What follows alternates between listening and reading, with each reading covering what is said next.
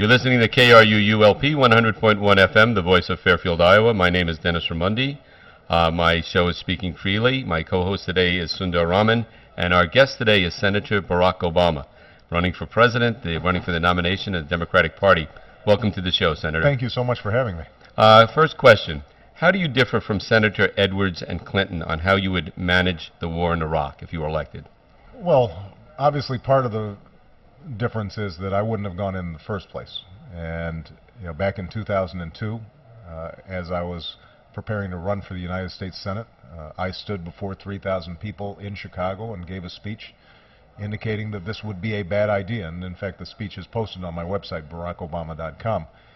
People can take a look. At that time, my assessment was there was not an imminent threat, that this would fan the flames of anti-American sentiment, that it would distract us from the legitimate goals of dealing with Al-Qaeda, and that we would have an occupation of undetermined length at undetermined costs with undetermined consequences. So that obviously speaks to how I applied my judgment to previous foreign policy issues. At this point, there are no good options in Iraq.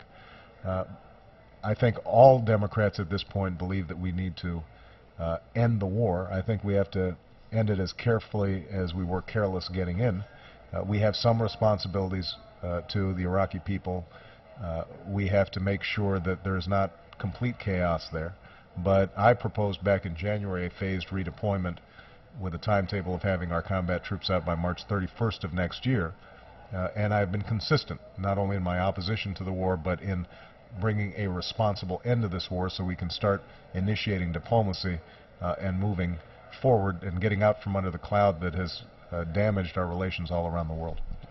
Well, let's bring it back to home base a little bit. One of the big things that's in the news about the current administration is their violation of constitutional privacy through the NSA wiretaps, collusion with private entities to actually do this. What are your thoughts on it, and how would you prevent something like this and hold these people accountable for violation of constitutional rights? Well, at the outset, it's important for, I think, your listeners to know that I taught constitutional law for 10 years at the University of Chicago, so this is something that obviously that I care deeply about.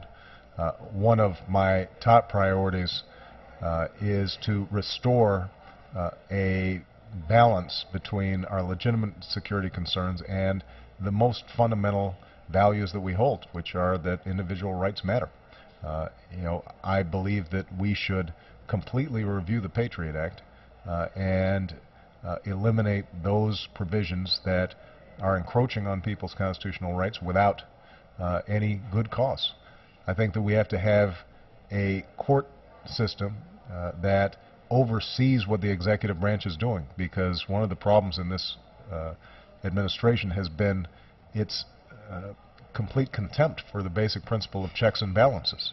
We saw it most recently with Dick Cheney essentially claiming that he wasn't even a member of the executive branch, that he had a whole new branch of his own that nobody had ever heard of. I think that it's going to be important for us to close Guantanamo and restore habeas corpus to signify to the world that we're going to live up to those core ideals that were on display after World War II when we set up the Nuremberg courts, that even those people who've engaged in enormous damage still have to be accorded basic due process rights. Senator, 2.2 million Americans are incarcerated. African Americans make up about 13% of the population, yet 43% of those incarcerated approximately are African American. It's at a tremendous cost to the U.S. taxpayer. What would you do to reform the prisons and the justice system in the United States? Well, the place to start is to make sure that young people aren't getting in trouble in the first place and aren't having to engage in the drug trade. And that means that we're investing in early childhood education, that we're investing in a school system and our teachers so that young people are learning, that we've got after school and summer school programs that give them constructive activities. The more that we can catch young people early, particularly low-income and poor children, and give them a sense of a broader horizon, the less likely they are to engage in criminal activity. I also think that it's important to recognize that nonviolent drug offenders, which has been the fastest growing category, should be treated as part of a public health problem, and that opportunities for us to use drug courts and other diversion strategies so that we're not sending them to jail where they get a master's degree in criminality, but instead refocus their attention on positive ways of living, I think is absolutely critical. A significant portion of the military complex right now is outsourced. We have a lot of private contractors, but we have an increasing responsibility around the world, both militarily and humanitarian-wise. How are you planning on kind of tackling those issues with a dwindling percentage of people signing up to become members of the military, and yet at the same time increasing our responsibilities around the world? Well, I think it's important for us to not be fooled that private contracting is somehow a answer to our security issues or our budget issues. I mean, the fact of the matter is that when we've got organizations like Blackwater in Iraq that aren't accountable, one of the basic premises of our military has always been that it's accountable to civilian control, and that it's responsible to us and our values and our ideals in a way that private contractors may not be. It also isn't cheaper. I mean, when you have a private contractor who's making 10 times the amount of money the infantryman in the Army is making, that's not fair to the person who's laying their lives on the line on behalf of this country. And so I'm very disturbed by this general trend.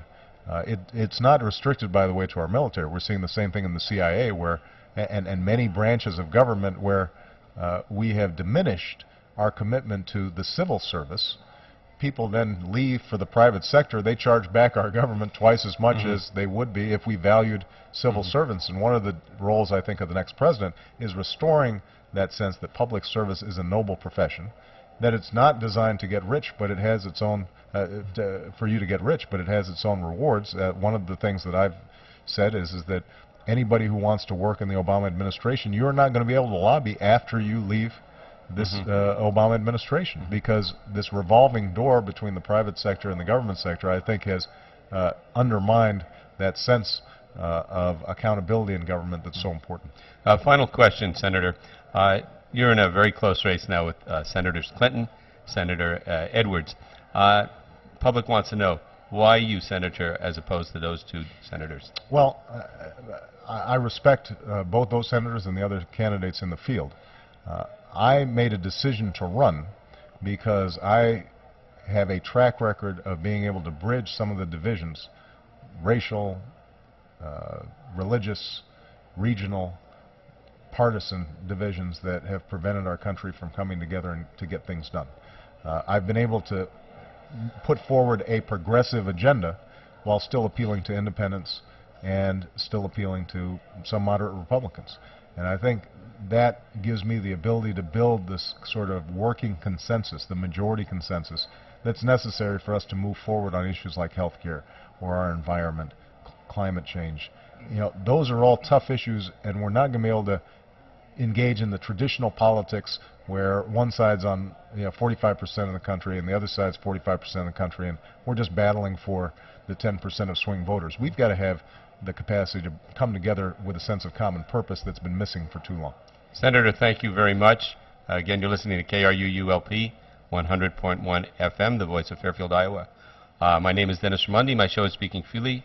My co-host today is Sundar Raman, and our guest today is Senator Barack Obama. Thank you so much for coming on the show. I had a wonderful time. Thank you. And